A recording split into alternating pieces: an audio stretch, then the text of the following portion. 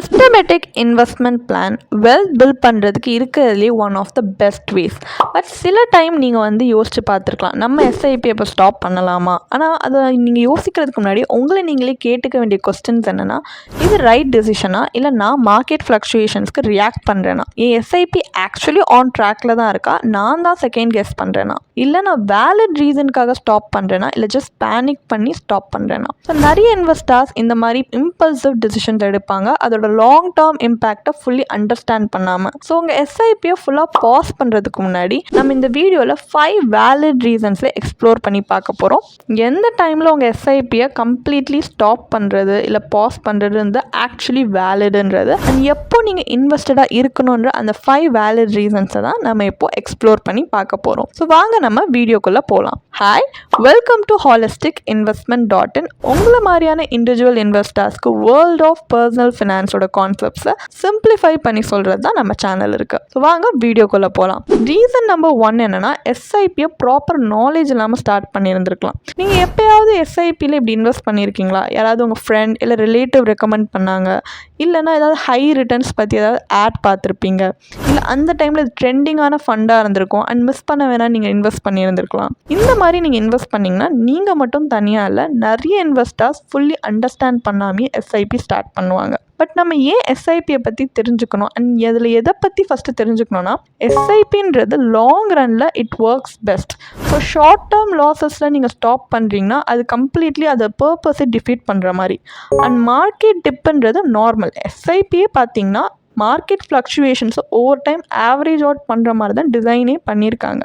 And எஸ்ஐபியில் invest பண்ணுறதுக்கு you need patience. ஏன்னா வெல்த் கிரியேஷன் பார்த்தீங்கன்னா இட் டேக்ஸ் டைம். அண்ட் எஸ்ஐபிலேயே இருக்கிற காமனான மிட்ஸ் என்னென்னா, எஸ்ஐபினாலே இட் வில் கேரண்டி ப்ராஃபிட்ன்றது. இது பார்த்தீங்கன்னா அப்படி கிடையாது. இட் ஜஸ்ட் வாலட்டாலிட்டியை ரைட் அவுட் பண்ண ஹெல்ப் பண்ணும். அண்ட் எஸ்ஐபியில் இன்வெஸ்ட் பண்ணால் ரிஸ்க் எல்லாமே எலிமினேட் ஆகிடும்னு சொல்கிறது கிடையாது. இதில் இன்னும் ஃபண்ட் செலெக்ஷன் ஸ்டில் மேட்டர்ஸ். அதை பொறுத்து தான் நம்ம சொல்ல முடியும். அண்ட் இன்னொன்று, எஸ்ஐபின்றது ஈக்விட்டி ஃபண்ட்ஸ் மட்டும்தான் அப்படின்னு நினச்சிப்பாங்க நிறைய பேர். அப்படி கிடையாது. எஸ்ஐபியை டெப்ட் இல்லை ஹைப்ரிட் ஃபண்ட்ஸ்க்கு கூட நீங்கள் யூஸ் பண்ணிக்கலாம்.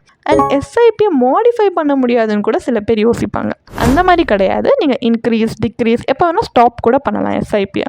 ஸோ எஸ்ஐபியை ஸ்டாப் பண்ணுறதுக்கு பதிலாக நீங்கள் என்ன பண்ணலாம்னா, ஃபர்ஸ்ட் உங்கள் ரிஸ்க் டாலரன்ஸை அசஸ் பண்ணுங்கள். இந்த மார்க்கெட் ஃப்ளக்சுவேஷன்ஸில் நான் கம்ஃபர்டபுளாக இருக்கேனா? நெக்ஸ்ட், உங்களோட இன்வெஸ்ட்மெண்ட் டைம் ஹாரிசான்ன்றது அந்த ஃபண்டோட ஸ்ட்ராட்டஜியோட அலைன் ஆகுதான்னு செக் பண்ணுங்கள். நான் கரெக்ட் ரைட் டைம் ஃப்ரேம்க்கு தான் இன்வெஸ்ட் பண்ணியிருக்கேனான்னு பாருங்கள். தேர்ட், ஒரு எக்ஸ்பர்ட்டோட அட்வைஸை கன்சல்ட் பண்ணி வாங்க. லைக் இப்போ ஒரு ப்ரொஃபஷனல் சர்டிஃபைட் ஃபினான்ஷியல் பிளானர்ட்டை நீங்கள் கன்சல்ட் பண்ணிங்கன்னா அவங்க உங்களுக்கு ஹெல்ப் பண்ணுவாங்க டிசைட் பண்ணுறதுல வெதர் நீங்கள் ஃபண்ட் ஸ்விட்ச் பண்ணணுமா இல்லை இன்வெஸ்டடாக இருக்கணுமான்றது. இது எல்லாம் நீங்கள் கரெக்டாக புரிஞ்சதுக்கப்புறம் வேற ஒரு பெட்டர் ஃபண்ட்க்கு ஷிஃப்ட் ஆகிறதா இல்லை எஸ்ஐபியை கம்ப்ளீட்டாக ஸ்டாப் பண்ணுறதான்றதை நீங்கள் கன்சிடர் பண்ணலாம்.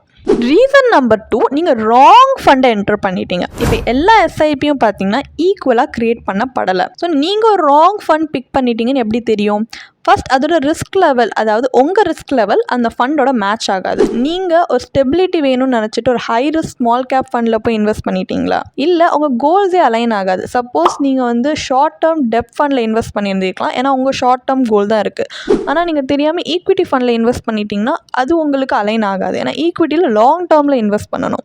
இல்லைனா நீங்கள் ஏதாவது தெரியாமையே செக்டாரல் இல்லை திமேட்டிக் ஃபண்டை சூஸ் பண்ணியிருந்திருக்கலாம். இந்த மாதிரி ஃபண்ட் ரொம்ப ஹைலி வாலட்டைலாக இருக்கும். ஸோ நீங்கள் சூஸ் பண்ண ஃபண்ட் கரெக்டாக இல்லையான்னு எப்படி தெரிஞ்சுக்கிறது? ஃபர்ஸ்ட் ஆஃப் ஆல், இந்த ஃபண்ட்ஸ்லேயே பார்த்தீங்கன்னா ஆக்டிவ் ஃபண்ட் பேசிவ் ஃபண்டுன்னு டிஃப்ரென்ஸ் இருக்குது.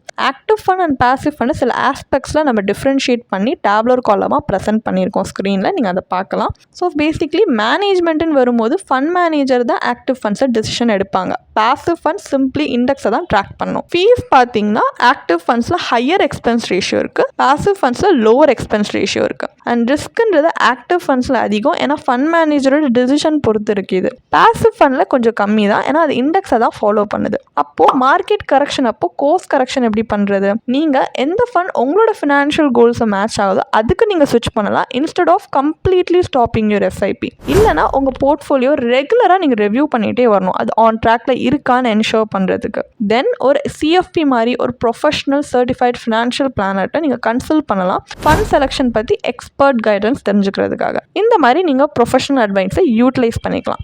ரீசன் நம்பர் 3 பார்த்தீங்கன்னா, உங்கள் ஃபண்ட் மேனேஜரோட பர்ஃபார்மன்ஸ் கூட உங்கள் எக்ஸ்பெக்டேஷன்ஸை மீட் பண்ணாமல் இருக்கலாம். இப்போது நீங்கள் ஒரு ஆக்டிவ்லி மேனேஜ் ஃபண்டில் இன்வெஸ்ட் பண்ணியிருக்கீங்க. அப்போது அந்த ஃபண்ட் மேனேஜரோட டெசிஷன் தான் டைரெக்டாக உங்கள் ரிட்டர்ன்ஸை இம்பேக்ட் பண்ணும். ஆனால் அந்த ரிசல்ட் டெலிவர் ஆகலைன்னா இப்போ உங்கள் ஃபண்ட் வந்து பெஞ்ச்மார்க்கை கம்பேர் பண்ணால் கன்சிஸ்டண்ட்டாக அண்டர் பர்ஃபார்ம் ஆகுதுன்னு வச்சுப்போம். இல்லைனா மிடில் ஃபண்ட் மேனேஜர் சேஞ்ச் ஆகிட்டாங்க, அதுக்கப்புறமா பர்ஃபார்மன்ஸ் டிக்ளைன் ஆக ஆரம்பிச்சிடுது. இல்லைனா ரிட்டர்ன்ஸை கம்பேர் பண்ணால் எக்ஸ்பென்ஸ் ரேஷியோ அதிகமாக இருக்குது. இந்த மாதிரி சுச்சுவேஷனில் நீங்கள் ஸ்டாப் பண்ணுறதுக்கு பதிலாக என்ன பண்ணலான்னா, ஃபர்ஸ்ட் ஆஃப் ஆல் ஃபண்டோட பர்ஃபார்மன்ஸை அதோட பெஞ்ச் மார்க் இல்லை கேட்டகரி ஆவரேஜோட கம்பேர் பண்ணுங்கள். அண்ட் அண்டர் பர்ஃபார்மன்ஸுன்றது 3+ இயர்ஸ்க்கு மேலே கண்டினியூ ஆகுதுன்னா இன்னும் ஒரு பெட்டர் ஃபண்ட்க்கு ஸ்விட்ச் பண்ணுறதை கன்சிடர் பண்ணலாம். And fund manager actually change ஆகிட்டாங்கன்னா ஒரு ஃபியூ குவார்ட்டர்ஸ்க்கு அப்சர்வ் பண்ணிவிட்டு டிசிஷன் எடுங்க. ஸோ இந்த மாதிரி நீங்கள் பண்ணலாம். இப்போ ரீசன் நம்பர் 4 பார்த்தீங்கன்னா, உங்கள் ஃபினான்ஷியல் கோல்ஸ் சேஞ்ச் ஆகிடுச்சான்னு பாருங்கள். அண்ட் உங்கள் எஸ்ஐபி இன்னுமே உங்களுக்கு ரைட் ஃபிட்டா அப்படின்றத அனலைஸ் பண்ணி பாருங்கள். ஏன்னா லைஃப் ரொம்ப அன்பிரடிக்டபிள் அண்ட் நம்ம ஃபினான்ஷியல் ப்ரையாரிட்டிஸே மாறிட்டே தான் இருக்கும். நீங்கள் 5 இயர்ஸ்க்கு முன்னாடி ஸ்டார்ட் பண்ண ஒரு எஸ்ஐபி அந்த டைமில் பர்ஃபெக்டாக இருந்திருக்கலாம். பட் இன்றைக்குமே உங்கள் ஃபினான்ஷியல் கோல்ஸோட அது அலைன் ஆகுதா? ஏன்னா உங்கள் லைஃப் சர்க்கம்ஸ்டன்சஸ் சேஞ்ச் ஆகிடுச்சான்னு யோசிச்சு பாருங்கள். உங்கள் ஃபினான்ஷியல் ப்ரையாரிட்டிஸ் அப்போ இருந்ததுக்கும் இப்போ இருந்ததுக்கும் நிறைய டிஃப்ரென்ஸ் இருக்கான்னு பாருங்கள். அண்ட் இப்போ நீங்கள் பண்ணுற அந்த கரண்ட் எஸ்ஐபி உங்கள் நியூ கோல்ஸை ரீச் பண்ண ஹெல்ப் பண்ணுதான்னு பாருங்கள். இந்த எல்லா கொஸ்டின்ஸ்க்குமே உங்களுக்கு ஆன்சர் நோ அப்படின்னு வருதுன்னா மேபி உங்கள் போர்ட்ஃபோலியோவை ரீஅசஸ் பண்ணுற டைம் இது. இப்போ இன்வெஸ்ட்மெண்ட் ஆப்ஜெக்டிவ்ஸ் எப்படி ஓவர் டைம் எவால்வ் ஆகும்னு பார்த்தீங்கன்னா, ஃபர்ஸ்ட் ஆஃப் ஆல் நம்மளோட எஸ்ஐபி அக்ரெசிவ் வெல்த் க்ரியேஷனில் ஃபோக்கஸ்டாக இருந்திருக்கலாம் நம்ம எங்கே இருக்கும்போது. பட் இப்போது மேரேஜ் ஃபேமிலி ஆனதுக்கப்புறம் நம்ம ப்ரையாரிட்டிஸ் ஒரு ஹோம் லோன் செக்யூர் பண்ணுறதுலையோ இல்லை ஒரு சேஃப்டி நெட் பில்ட் பண்ணுறதுலையோ சேஞ்ச் ஆகியிருக்கும். இல்லைனா நம்ம இப்போ ரிட்டையர்மெண்ட் அப்ரோச் பண்ணுறோன்னா ஹை ரிஸ்க் ஈக்விட்டி ஃபண்ட்ஸ்லேருந்து கொஞ்சம் நம்ம தள்ளி இருந்தால் நம்மளுக்கு நல்லாயிருக்கும் அப்படின்னு தோணலாம். இல்லை ஏதாவது அன்எக்ஸ்பெக்டட் எக்ஸ்பென்சஸும் வரலாம். இப்போ மெடிக்கல் எமர்ஜென்சி இல்லை ஏதாவது சடன் ஃபினான்ஷியல் நீட் வருது அப்படின்னா நம்ம கொஞ்சம் லிக்விட் இல்லை ஸ்டேபிள் இன்வெஸ்ட்மெண்ட்டில் ஷிஃப்ட் பண்ணால் அந்த ரெக்குவயர்மெண்ட் கூட வரலாம். ஸோ கீ கொஸ்டின் என்னென்னா, உங்கள் கரண்ட் எஸ்ஐபி ஸ்ட்ராட்டஜி இந்த சேஞ்சஸை ரெஃப்ளெக்ட் பண்ணுதான்னு கேளுங்க. ஸோ உங்கள் நியூ கோல்ஸ்க்கு பொறுத்த மாதிரி எப்படி எஸ்ஐபி அலைன் பண்ணுறதுன்னு பார்த்தீங்கன்னா, ஸ்டெப் 1 உங்கள் ஃபினான்ஷியல் அப்ஜெக்டிவ்ஸை ரீஅசஸ் பண்ணுங்கள். உங்கள் ஒரிஜினல் கோல் என்ன,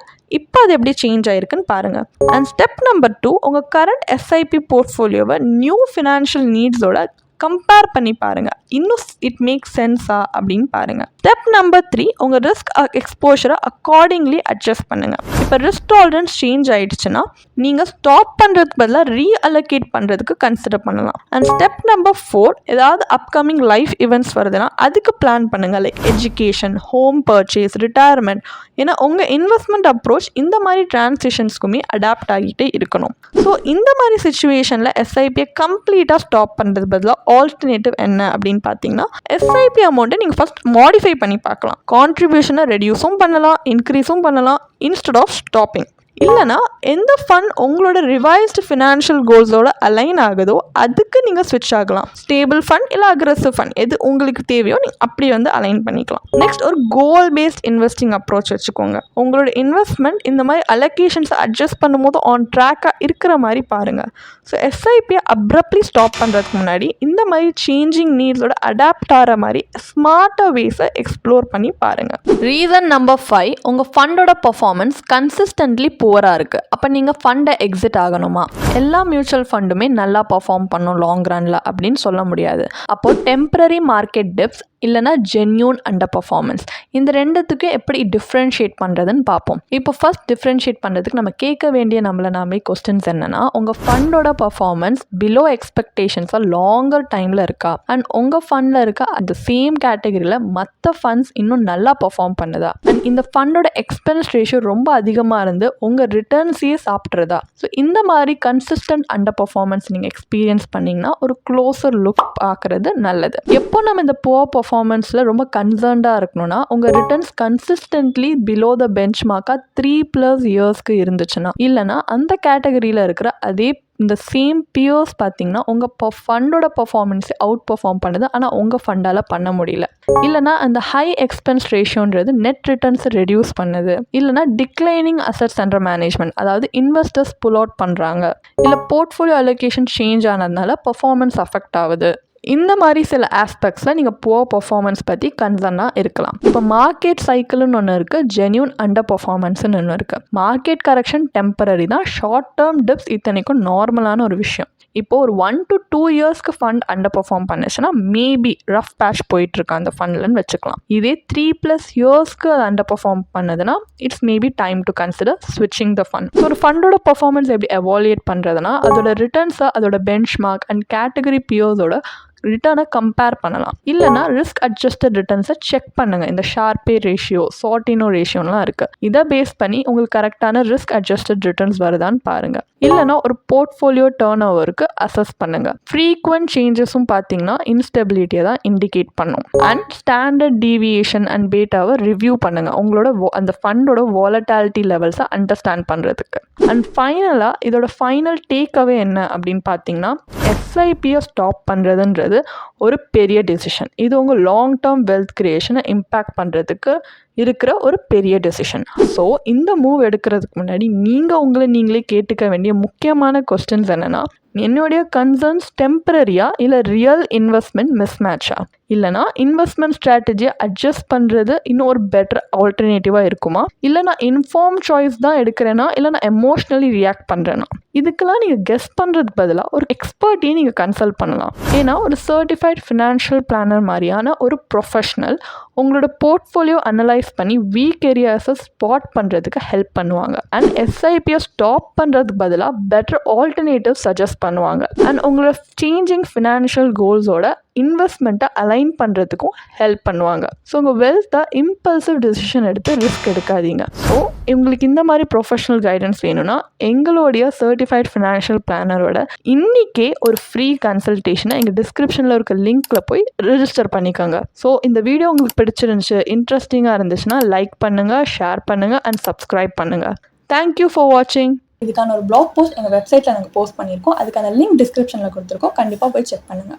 அண்ட் உங்களுக்கு இதே மாதிரி ப்ரொஃபஷனல் கைடன்ஸ் தேவைப்படுது, இல்லை ஒரு ஃபினான்ஷியல் இல்லை இன்வெஸ்ட்மெண்ட் டிசிஷன் எடுக்கிறதுக்கு ஒரு ப்ரொஃபஷனல் ஃபினான்ஷியல் பிளானர் ஹெல்ப் பண்ணாங்கன்னா நல்லாயிருக்கும்னு யோசிச்சிங்கன்னா எங்களோட ப்ரொஃபஷனல் ஃபினான்ஷியல் பிளானரோட ஒரு 1-on-1 காம்ப்ளிமெண்ட்ரி கன்சல்டேஷனை நீங்கள் புக் பண்ணியிருக்கலாம். அதுக்கான லிங்க் நாங்கள் டிஸ்கிரிப்ஷனில் கொடுத்துருக்கோம்.